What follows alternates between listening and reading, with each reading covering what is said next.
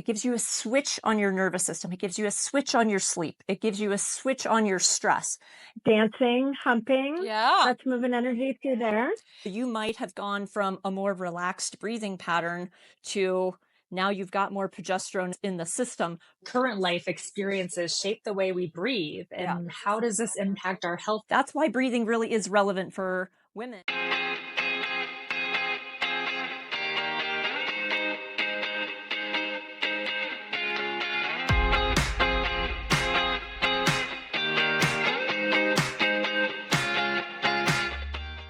Hi, everyone. Welcome to the Hot Flash Health Podcast, where we're dishing out unfiltered truths about menopause with a side of sass and a sprinkle of crass. Get ready to dive into the wild world of hot flashes, mood swings, and all the other joys of being a queenager. This ain't your grandma's podcast. We're here to chat about our bodies, our passions, our fears, desires, and all the other things while navigating this roller coaster ride of menopause. So grab a glass of wine or three, kick back, and let's ride this hot flash wave together. I'm Courtney Mamusha. Alongside with me is my fabulous co-host, Dawn Fable. We're just two outspoken gals who aren't afraid to say it like it is. And because menopause is just another chapter in the book of life, we're here to help you write it your way. So let's kick back and go into this episode. Dawn, why don't you go ahead and introduce today's amazing guest with us? Oh, thanks so much, Court. I appreciate it. You always do such fabulous intros to this incredible journey that we're on. It is my pleasure today, and it's such a crazy small world how all of our universes collide, because I have actually been a patient and client of Elizabeth Browning-Jones. She is a breathwork queen. She's known for her magical and intuitive breath body being approach, which I have had the pleasure of experiencing. Elizabeth has been guiding women through transformative bodywork and self-care for over 30 years. Elizabeth is a powerhouse of wisdom, blending craniosacral therapy, massage, functional breathing, and yoga therapy into one empowering practice. And if you're wondering what Elizabeth's secret sauce is, she doesn't just treat symptoms, and I can speak to that. She taps into your inner healing potential, holding sacred space while you unlock your body's natural ability to heal and thrive. Elizabeth has incredible roots in ancient wisdom and modern preventative medicine, and she truly is a wellness guru, bringing a perfect balance of the old and new. So welcome, Elizabeth. We're so happy to have you on the Hot Flash Health Podcast, and let's dive in. Thank you for having me. I'm so excited to have some fun with you gals today. So it'll be fun. And I'm so honored to be able to call you one of my new friends. Yay. And then when we met and chatted about this, and then we found out Dawn had actually been a patient, I'm like, okay, I can't wait to do this myself because I need some breathing exercises. So let's dive in. Cool. Being this master guru of the breath, how can functional breathing help us handle all the physical and emotional changes that not only menopause, but life can bring? That's such a great question, Courtney. What I love about helping people with learning breathing is that, first of all, it's like, oh, could you pick something other than what we do all day long, whether we're aware of it or not. But doing it right can really give you amazing benefits. And I first discovered it myself when I was practicing yoga, and I was very excited about it. And then I became a yoga teacher and a yoga therapist.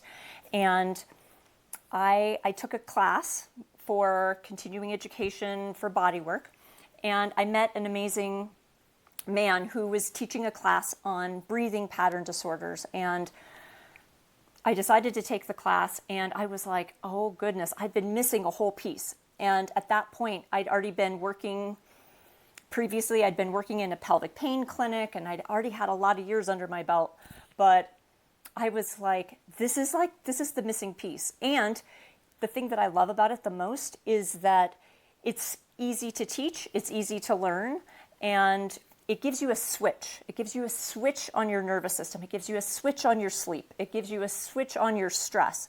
And the switch is basically that it's all hardwired. We are all breathing all the time. So if we can use it in the right way, it gives us access to things that could be causing symptoms.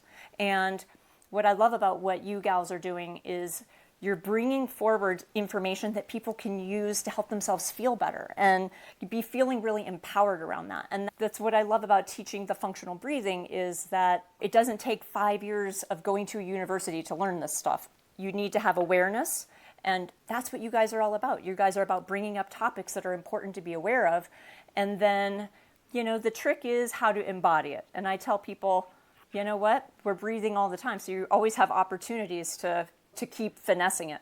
And so I'm excited to talk to you about it today, because the kind of people that are listening to your podcast, they need this information, because in order to really feel well in the body, we have to use it how it's designed. Like, we're designed with breathing to be not just functional, getting oxygen in and out, but the body is listening all the time.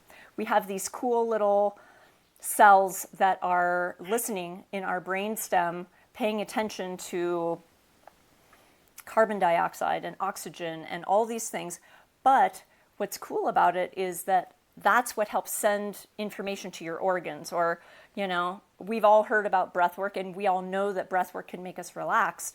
But if you know a little bit of the function of how to do it, the cool thing is you can implement it all the time. And I love helping people learn things that you can use it daily, and that you can really use that awareness, because we all want to retreat. We all want to go to a yoga class, but we need to create our daily life as like a life that we don't need to escape from. Like, we need to really make our daily life more balanced, and to give our bodies the foundation that they need, so that we can show up as parents and sisters and daughters and all the things that that life requires of us. Hopefully that's the short version. That's so helpful, and you bring such a wealth of expertise around so many different important areas. And you're right, as busy women who are juggling our professional careers and our children and our relationships and all of those things, oftentimes it's really difficult to, get an hour of your day to go to a yoga class. Yeah. Elizabeth, in our time together, you spoke about how progesterone is really a respiratory stimulant. Yeah. How can understanding this hormone help women optimize their breathing and energy during menopause? Because I feel like that can be compromised during this time. Well, I had a lot of respect for progesterone before, but now starting this journey for myself and really understanding what that is, I even have a deeper respect for hormones and the potential of how, and you ladies know this, it's not just affecting our female areas. I mean, it affects everything. It affects our whole body. So when I found out that progesterone was a respiratory stimulant, I was like, wow, that is why when women were cycling, even before menopause, that those last week or week and a half, when the progesterone is rising before the cycle starts, the increase in progesterone can cause minute hyperventilation. And so if you look at the symptoms of hyperventilation, and then if you look at the symptoms of PMS, same.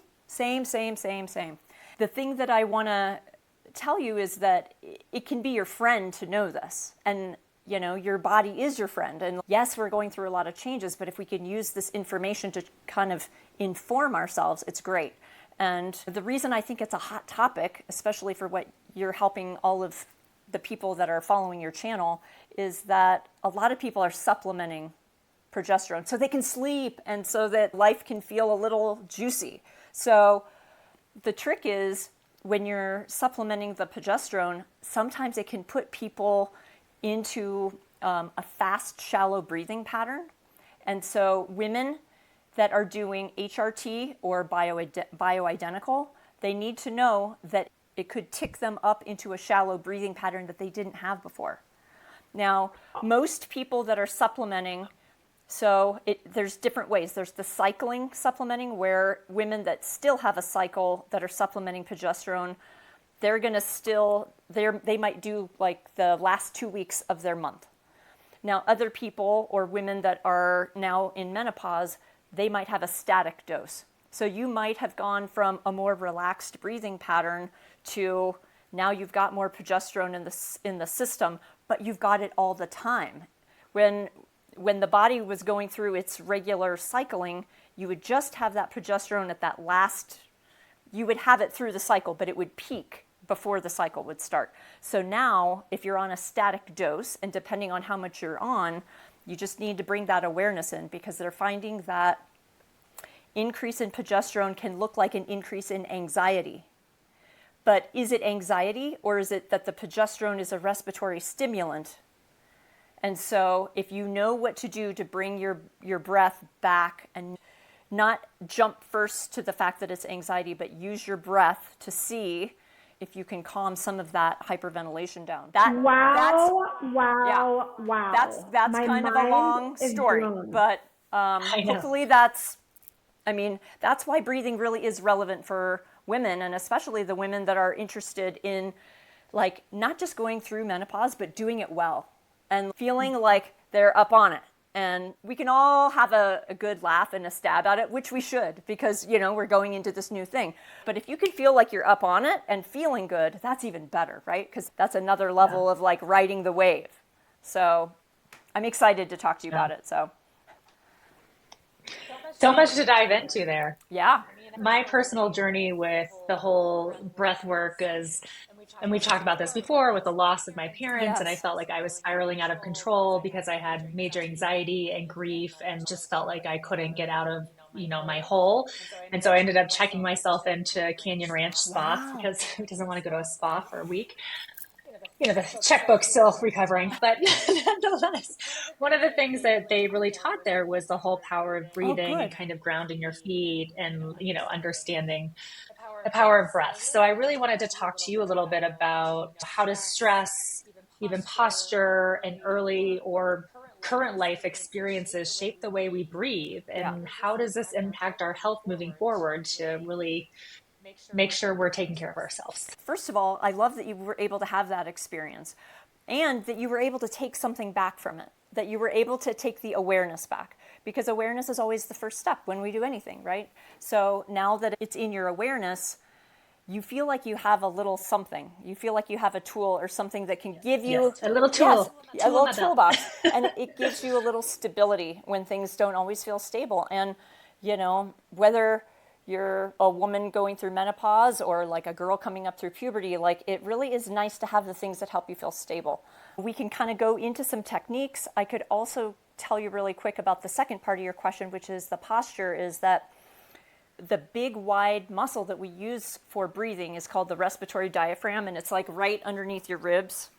If you kind of feel underneath your rib cage, it's like a big wide pancake, and it goes all the way through the body, and it's so cool because when you breathe in, it moves down, and when you breathe out, it comes up.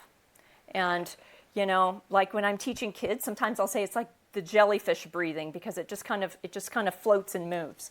But the cool thing is that if your posture is a little collapsed, and we can't help it, we're all like on tech and we're on our phones, and like you're kind of like, Yeah. and then it's much harder for the body to breathe with your diaphragm. And so if you let yourself just kind of feel like it's kind of like you're in a yoga or Pilates class, if you kind of lift from that little string, and if you pay attention to making sure that area underneath your ribs can kind of float and move, that kind of helps. And so when you start to have awareness of your breathing, it helps all of us to not be kind of slumped down. And what happens in menopause is something called sarcopenia, where we start losing more muscle. And so that's why we need to eat protein. When you're going through menopause, you really need to find whatever your proteins are, that's your best friend, because it's a natural thing that we go through as we're getting older. And even if you're supplementing and doing hormones and things, you still need to have your protein. And one of the reasons is we need our muscle. And the diaphragm is a muscle. It's kind of cool. Like, we think of the muscles as like these muscles, but we even have muscles like inside our body. It's so cool. And muscles is what helps us breathe. So even like the muscles here, the muscles around the ribs. And if we have a very collapsed posture, we're going to have that short, shallow breathing. And that's the one that's going to make you more anxious. So when you can breathe and the ribs can move and the belly can move, you're going to automatically be more relaxed, but you're going to be in that relaxation response. And so when when people say slow your breathing down, breathe through your nose, automatically your nervous system kind of shifts from that fight, flight, freeze. I just got off the highway and I'm like, oh. But it's amazing. Like it's inbuilt, like literally it's like technology in our body. That's so crazy. And, you know, you talk, Elizabeth, about the connection between our diaphragm, which you just spoke of, and our pelvic floor. Yes. Which ironically, during menopause, there's a lot of unspoken struggles around pelvic pain and dysfunction. Yeah. So in your practice, incorporating, you know, breathing and yoga therapy and craniosacral therapy, what is that connection there? And then how does it provide relief for women that are experiencing pelvic pain and dysfunction? Well, I love this question because I used to work in a pelvic pain clinic and they had me work doing breathing with their clients. And this was even before I started doing more of the functional breathing. But anytime your diaphragm moves down, your pelvic floor should also be moving down. And every time the diaphragm goes up, and it ends up being that, like, everybody's heard of the core. So the muscles around, so we've got muscles 360 around all those. So there's like a core cylinder. That's all. They should be strong, and maybe maybe you do, Elizabeth. And so when you're breathing in, they should work in concert with each other. So what they find is that pelvic floor dysfunction is also correlated with that diaphragm not necessarily going down. Now, yes, the diaphragm is still going to be going down even if you have a more shallow breathing pattern, but you might not be getting the full excursion of those muscles. And those muscles need to be not only strong, but stretched. Like they need that full movement. And thank goodness that we have all these pelvic PTs and people that know how to help us strengthen it and engage it. But most of them will also cue you on breathing. And how would you guys feel if even just for a minute that we kind of tuned into it? Would you like that? So one of the things that I like to start with is we always want to breathe with our nose. And, you know, it can take a while. If you have been more mouth breathing, sometimes it can take a while for your body to get used to that again. And, you know, there's different ways you can decongest your nose. But if you put your hand on your chest and your hand on your belly, like not just above the belly button, I want you to just soften yourself, kind of, you can imagine lengthening your spine, but just tune in to see, do you feel that one hand is moving a little bit more? Like, does it feel like the chest hand is moving more? Does it feel like the belly hand? My belly is moving more, but perhaps that's because my belly is more extended than my chest. Well, I was going to say, I feel like my chest because I don't want to push my belly out. So. And you know what's so funny is that they actually talk about that this is actually fascinating. After the age of 7, you're more likely to have a breathing pattern disorder because we're all kind of taught in our culture to not let our belly show. And so when you're 7, you go to school, they kind of tell you to sit upright, and you don't have the soft pants anymore. You got a zipper and you got a belt on. And so what we have to do is give ourselves permission to let the body work how it works. And part of that, I mean, if you've been in yoga, if you've been in a Pilates class, you know, a lot of times they'll talk about breathing with your ribs, or they'll even talk about breathing with your back. And even though technically the ribs don't move straight back, it's almost like working 360. So if you noticed that top hand was moving more, it just means that these muscles up here are working a little extra hard to help you lift. Yes, and it's good for my chin, right? That'll keep my... Exactly. So what happens with that is that if those start working a lot, it can tell you two things. It can kind of tell you that you have a shallow, fast breathing pattern, or that the body's compensating. So in general, we all breathe with, shallow sometimes. This morning I'm taking my kid to school, somebody pulls out in front of me. It happens, and if everything is working right after you yell at them, then the heart rate comes down and your breathing softens and you head back on your way. But what happens sometimes is if we keep the shallow pattern for a long time, it can keep your nervous system upregulated, or like in that fight, flight, freeze. And believe me, we all want to be women going through menopause that are not always in fight, flight, freeze. We want to have that toggle switch of the breath to be able to shift back into relax, digest, heal, sleep, all those things that happens when that nervous system has a chance to dial back down. And like Courtney, you were saying, like you got that experience at Canyon Ranch, it helps you turn that dial back down. But the cool thing is they know to teach you the things that of the ways you can take that home with you. And, you know, I tell people, I'm like, I know you don't have time for one more exercise or one more thing. You know what? We all go to the bathroom. Take a minute and let yourself just relax, slow your breathing down. You know, it's even like, you know, maybe you're taking your kid to school, but like you have 1 minute after you've let them out of the car. So we have to not make it difficult. Like it doesn't have to be that you go to a class or, you know, we have to kind of work it into our day.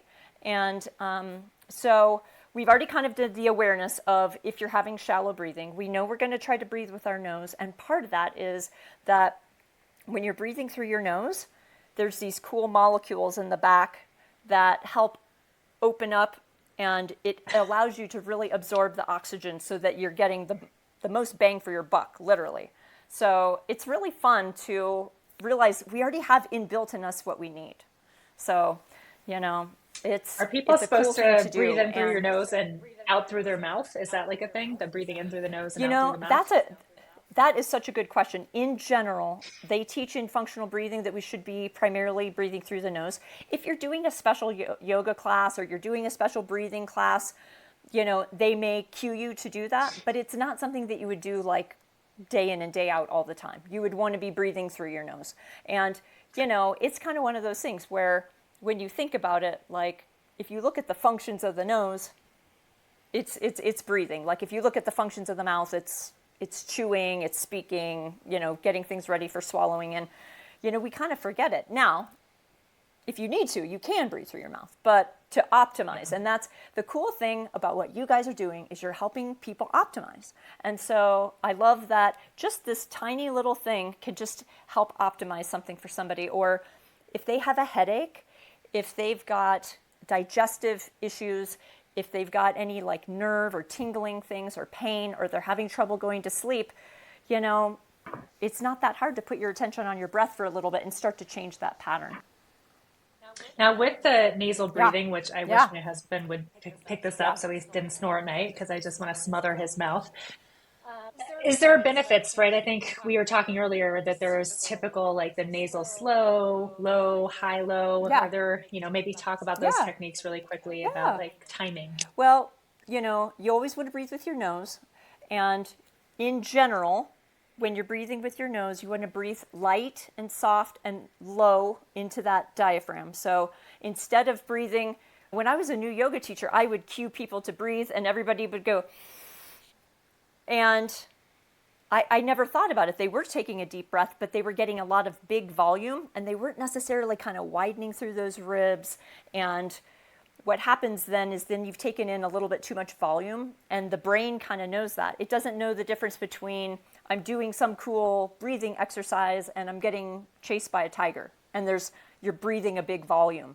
So the big volume tells the brain you're stressed, and it's not efficient for oxygen exchange. So, you know, low, slow, deep, soft, light, and even if you can only remember to slow it down, that alone, if you can remember like using your nose to breathe, nasal breathe, and really just slowing yourself way down and breathing lightly, like not taking in a lot, you've got 90% of it right there. Because a lot of it, you know, I'm happy to share with you lots of individual exercises, but that will be a big one. Sweet, call me, right? Yeah. We're going to talk after this. Is there, I mean, just another quick follow-up question, because I'm curious, and sometimes a lot are like counting in their head. Is it like a, you know, 3 second, 5 second, like what's the right second? Well, like there's no one right thing for everyone, which is kind of cool. But there are awesome exercises for like helping your heart rate variability and the way that the body is. A very cool nerve called the vagus nerve is kind of monitoring whether you're in stress. And so there's a lot of people that are teaching like coherence and resonance breathing where you're doing even in, even out. So, you know, I might have somebody do like 4 seconds in, 4 seconds out. As they get better with that, they can, they can do 5 seconds in or 5.5 seconds in and out. And it really helps the whole body get into relaxation. If you need something where you're really in extreme stress and, menopause can be stressful, making a longer exhale is also super helpful. So, if you're doing like a 2 second in, it would be like a 3 or 4 second out. If you're doing 3 seconds in, it can be a 5 or 6 second out. And it's just great because there's tons of these tools. And the thing to remember is that it can take a little while for the body to see that's a new pattern. If for some reason you've been in Courtney, you use this example, like, okay, so you're in a grief cycle or some really big traumatic thing happens. A lot of times we breathe that way because through evolutionary biology, it helps us deal and get out of the stress. But using these kinds of things, you might have to do it for a few months for the body to be like, oh yeah, this is our new normal. Okay, we're good.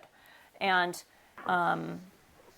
it's a good thing to share too. If you have a friend that calls you, they're going through a hard time, you can walk them through it, and you don't need to have a special certification or just sitting with them. And even if you're sitting with someone and you calm your own breathing, slowing it way down, that can really help. And I like to teach this exercise where if you put your finger under your nose and you breathe so light that you can barely feel it on your finger, then you're really breathing light. And then you have to really kind of slow yourself. And you look like you have a mustache. I know. Isn't that so funny? I love it. I must ask you a question. I know. Well, it's, being a patient of yours, and I apologize, there's some drilling in the background, of course. Being a patient and having seen you for craniosacral work. Yeah. Which was very beneficial at that point in my life when I was having headaches and pain in my eyes. I know that there's a lot of symptoms that come along with menopause, such as headaches, such as anxiety and stress. How are you using, well, first of all, what symptoms are you seeing most commonly women come to you with during menopause? And then what treatments are you finding to be most successful for them? I would say it is going to be a pretty hard toss-up between insomnia and anxiety. I kind of see a lot of other things too. Like I see a lot of women in menopause coming in with things like acid reflux. And if you look at the symptoms, women are struggling because there's a lot of ways that the hormones work on all of our things. But I mean, you get it. If you're not sleeping, it's hard to function. And then, there's anxiety about all kinds of things, but some of it is fluctuating hormone levels. And so I would say those two are the top. Some people do also get headaches. I also see for some women, their headaches actually go way down because some of them are hormonal headaches that were fluctuating. And so now that they're moving into menopause, it's actually reducing. A lot of times, so the craniosacral therapy is so cool because it is it both helps with the physiology of the nervous system, making sure that the nervous system can work better, but it also helps with the energy. And a lot of times, the other thing that I see that's so cool about menopause is that a lot of times I just see this amazing thing that happens where women come into their power more, to be honest with you. They tell the truth, not only to themselves, but to other people or their spouses. In a new way. It doesn't mean that they weren't, but there's a real empowerment and finding their voice in doing body work and doing breath work and keeping their physiology calm. It's a beautiful thing. So a lot of times we'll spend like the last 10 minutes of a session doing some breath work. And a lot of times they know it, but they just kind of need that nudge. Sometimes I'll send them videos that I've already pre-recorded, or I'll send them to my membership site, and it just has it has all the different things because it helps with sleep, it helps with insomnia, it helps with panic and anxiety. And the other thing that happens in menopause is a lot of women actually have new onset asthma. It's a kind of a phenomenon in some women do get asthma as they're going into menopause, which is kind of a new thing. So they're like, what the heck? Like, I didn't used to have this. So, whether it's helping them to fall asleep or have a little switch, it's nice because they get the touch, they get the energy moving, they get that sacred space held for them, that this big transition and kind of this opportunity to move into their new, kind of refinding their voice and finding their power. And then the breath is just that last nudge before they go out the door. And some people say, hey, I just want to do that. And that's fine because we can make it whatever it needs to be. So Yeah, I would say, a lot of the breath work and what you've been talking about is really like an exchange of energy inside the body, yes. right? So we're all kind of, and I'm sure you're into the chakras and how energy flows and Yeah. incorporating breathing and yoga. And this isn't really a question, but it's more of like how important our inner strength is to our overall peace and sanctuary and sanity Yeah. and all of that. No, So no, I love that piece because, I've been talking to you guys about the functional breathing piece. And what I've done is I've just brought that into how I've been teaching yoga and pranayama. And there's so many ways that we can really move our energy. And, the stress of sometimes going through this transition, sometimes our energy can kind of get stuck in our bodies or stuck in our joints. And I love to tell people about gentle range of motion. Like you can move the body in a yogic way where you tune into your breathing. I'll give you the example of my hands. Some women going into menopause will start to notice more arthritic kind of things. So let's say somebody comes in and they're like, oh, I'm kind of, I'm feeling my wrists or I'm feeling my hands. I might also really teach them, and you can just join me. I might have them start to do some energy movement where they're focusing on the joint. They're starting to do range of motion. And we have a tiny little chakra in each joint, every single joint of the body. Oh, you're so funny. Oh my gosh, I love you guys. So as you're doing the movement, if you kind of see a red glowing dot, if you're seeing that chakra, you can open up and move energy through there. So if somebody comes in and then you can go both directions and you bring your awareness and you slow your breathing down as you're doing it, and now feel it. Your hands are already feeling better. But you can do that for yeah. anywhere that's hurting because, we need little tips and tools to help move energy through the body. So It's like mind too. Your mind really helps with things. So exactly. that's what I've learned. Exactly. And Oh my gosh, so if you start moving around your pelvis and looking like you're, dancing, humping, yeah. that's moving energy through there. There we go, ladies. You can use it literally anywhere in the body. And so, it's easy to get frustrated with these bodies, especially because as you're going through these changes, it's really easy to get frustrated or lose hope. But just remember, we really have these amazing inbuilt systems that when we kind of slow down and go back and know, we have all this internal wisdom that's there. We just have to slow down for a minute and give ourselves the chance to access it. And we get a lot of help sometimes going outside, which is good. And I love supporting people that come to me and they need that restoration, they need the help. But it's super amazing to empower people to feel good on their own too.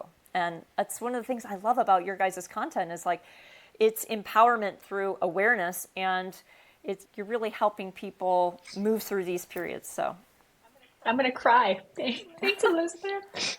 Well, and it wouldn't be possible without people like you who are bringing that level of expertise amongst so many different of our pillars. yeah. At Hot Flash Health, we have 5 pillars. We have hormonal wellness, we have sexual wellness, we have mental wellness, physical wellness, and spiritual wellness. So cool. And interestingly, being the unicorn that you are and providing so many different practices, I feel like it really encompasses all of our pillars. And so we're so grateful for that because for the longest time, women have really struggled through menopause. And we Yes. have sort of accepted the fact that we are going to or have been told that we will feel mediocre at best.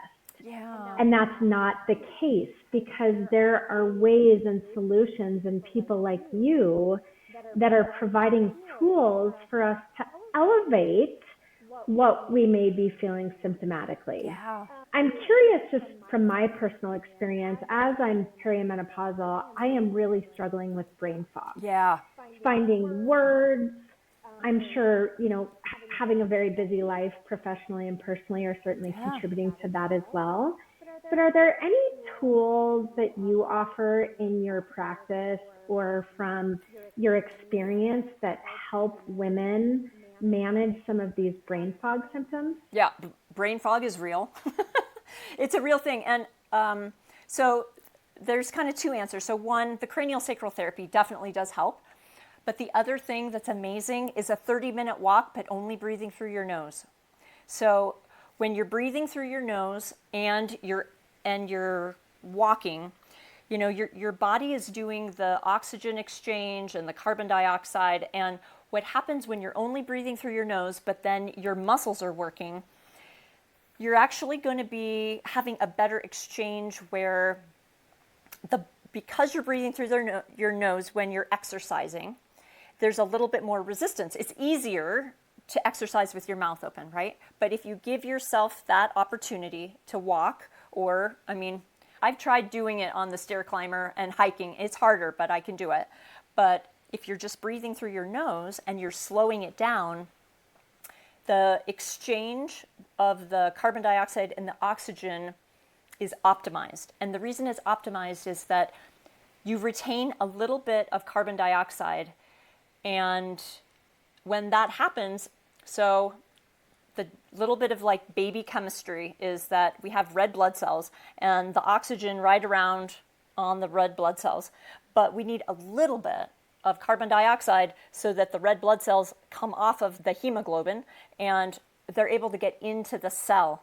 And so I've studied something called Buteyko breathing, and it's a technique that was originally from Konstantin Buteyko, who was a Russian physiologist. And now I've been studying with Patrick McEwen, who's from Galway. And he not only trains people that have like problems and pathologies, but he also trains athletes. He trains people for high altitude, and he trains SEAL teams and people that are looking for performance. And he's using, like you were saying, pillars. Part of the pillars are biomechanics. So we talked about that we need to use the diaphragm and the ribs. He's talking about the biochemistry, which is what we just talked about. We need a little bit of that extra carbon dioxide so that the oxygen can actually get in the cell. And then there's the regulation. So you also have the part where you can use those techniques in order to bring the body into a relaxation response or even activating. When you bring it back to one thing, probably we should all have a 30-minute walk every day. Just for blood flow, Sanity. like sanity. It helps you get like some stress off. It gets your lymph moving and your muscles are moving. And I don't know about you, but like sometimes I do 30 minutes and I'm like, I don't want to come back in. I'm like, I love it. Totally. But 30 minutes is a great thing. And if you don't have 30 minutes altogether, let's say you've got 15 minutes on your lunch, that's cool too. You can break it up, but I feel like that's a great way to maybe help women that are in menopause get that optimization so they're getting more oxygen actually into their cells. The other thing that happens with that 30-minute walk is if you're doing it in the morning and the evening, you're going to get more red light. And maybe you ladies have heard about this, but red light is really good for your mitochondria. And so if you're having more oxygen optimization and if your mitochondria are working, it really helps with the brain fog, as well as, you're having the blood flow. Like exercise is going to get blood flow through the brain. So hopefully that helps. Oh my Something that God. Dawn and I are great at. No, we're not great at it. Well, totally. You And play tennis. I feel like we need to have a follow-up with you, Elizabeth, because you are so knowledgeable and there's so much to cover that we've hardly scratched the surface. But Yeah, you've it's kind given of true. you've given such incredible little tidbits today and blown my mind with, several things that are happening to us in menopause that there's very little information around. Yeah.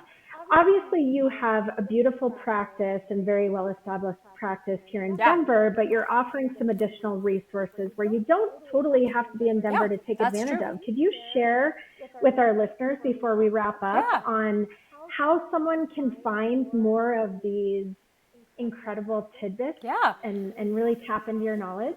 So on my website, which is elizabethbrowningjones.com, there's a couple little things where you can kind of just get some information. But I have a membership if people want to be able to go through all the things that I've, anything that I've taught or filmed, you can do that. Or, sometimes I teach either an online breathing class, sometimes I do it in person. There's a super cool place here in Denver that I like to do that called Nurture. It's really fun. It kind of feels like you're not in Denver, maybe you're like taking a little retreat somewhere. I also am starting to do retreats, which is really fun. So We can't wait. We're going to join one. I know, it's amazing. And that's a great way to kind of get your toes wet if you want to see some more of this, because And invite your friends. exactly. Bring your sisters. Yes, exactly. So, yeah, maybe we'll have to do a collaboration for a retreat. That'd be really fun. Yes. Yeah, we'll do a hot flash health I like that. retreat. Yeah. Love it. Well, thank you again. I know we both can't speak highly of all you've done for, us as friends and as a patient and what you're doing for the community. And again, we would love to have you back on and dive into more of I'd these love deep to. breath techniques. Well, thank you so much for having me. It's really been fun. I mean, both of you are so much fun in person. I knew this would be fun. Good.